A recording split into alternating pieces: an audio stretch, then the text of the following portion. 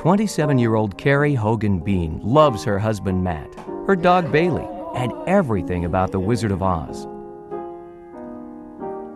Just like Dorothy, Carrie's world was shaken up 5 years ago when she was still in college. She too woke up in a strange land and didn't know what hit her. I knew something was really wrong, but I had no idea. I had no idea what it could be, what it was. I just knew something was really wrong, and when I woke up, I was in intensive care. Like nearly 1 million Americans, Carrie was struck by type 1 diabetes.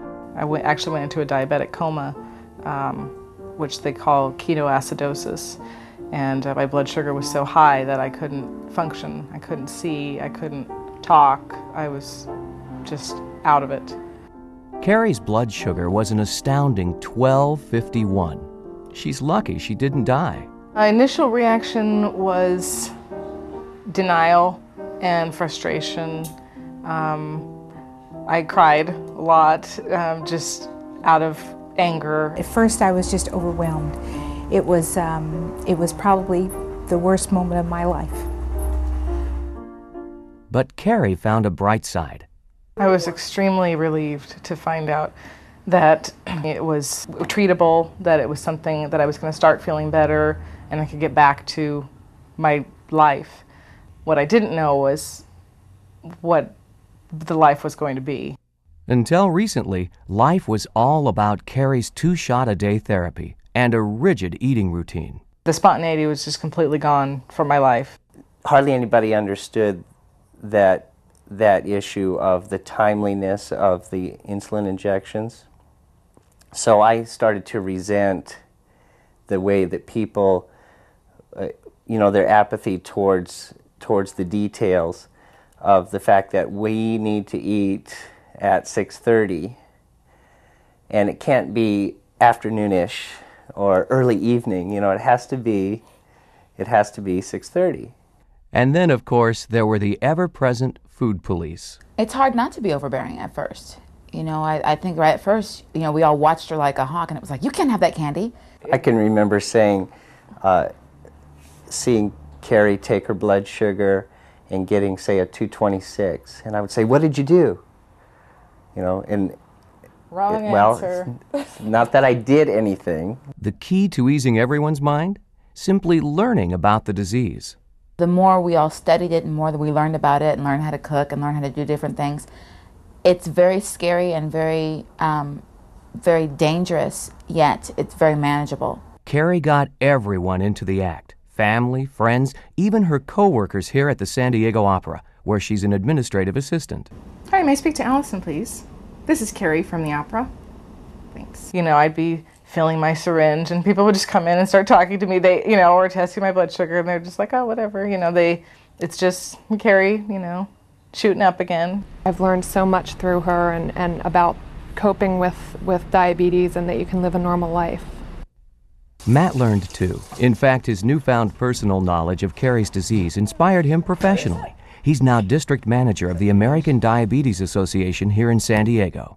To me, it seemed like a overwhelmingly complete career move. Mom feels a lot better too. All of the education that's available, all the training, knowing that it's a manageable disease, that with proper diet and exercise, that there's no reason why Carrie can't live a full normal life and can't make me a wonderful grandmother and just go on with her life. In fact, Carrie's longing to be a mom convinced her to try a new way of managing her disease with the diabetes pump. Hearing testimonies of women that were planning pregnancy, they got on the pump, it changed their life, they had a wonderful experience, baby's healthy, everything's fine. Ken goes everywhere with him, so. So cute. Look at that red hair. The pump attaches directly to Carrie's abdomen, giving her a constant source of non-buffered insulin. It also gives her the flexibility to eat when she wants to. She simply dials in a specific amount of fast-acting insulin, which automatically adjusts to the amount and type of food she's eating. The spontaneity is back. It's just like I'm a regular person again, I'll have one of these and a regular coffee.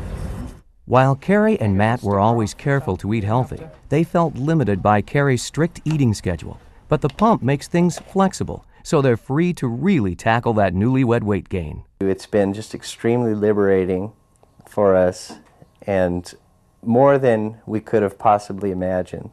Their game plan? Eat 6 small meals a day. I get 2 rice cakes and a cup of strawberries. Then get out there and hustle. It's been a very freeing experience being on the pump, and it's just been 2 months, and already it's just, I've almost forgotten what it was like before. But surprisingly, Carrie's glad she learned how to manage her diabetes without the pump.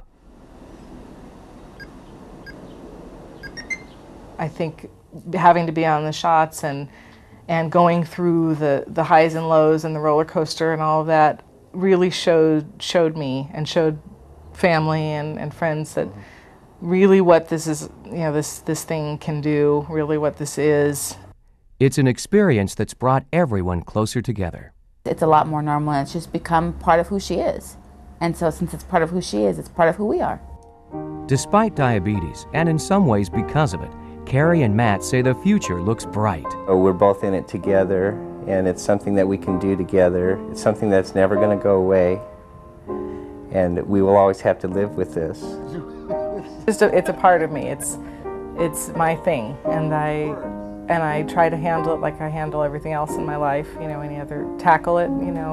Have a positive attitude, and just see it as something that makes me interesting.